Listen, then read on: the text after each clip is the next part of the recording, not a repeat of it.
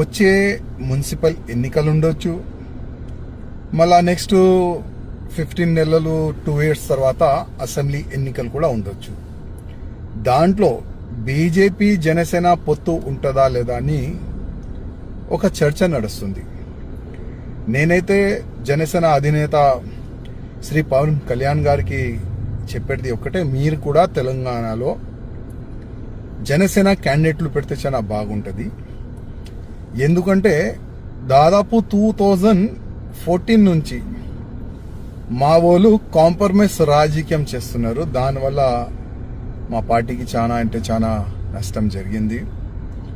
అందుకోసం ఇప్పుడు ఉన్న యువకులకి పవన్ కళ్యాణ్ గారంటే చాలా మంచిగా అభిమానం ఉన్నది. జనసేన పార్టీ పరంగా కూడా సోషల్ మీడియాలో జనసేన పార్టీ తెలంగాణలో కూడా క్యాండిడేట్లు పెడితే చాలా బాగుంటుందని ఒక చర్చ కూడా సోషల్ మీడియాలో ఇంకా జనాల్లో కూడా నడుస్తుంది.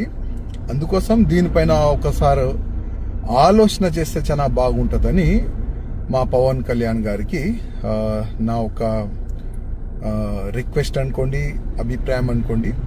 ఒకసారి దీనిపైన కూడా మీరు ఆలోచన చేయండి. ఎందుకంటే దాదాపు 2014 నుంచి మేమే చూస్తున్నాం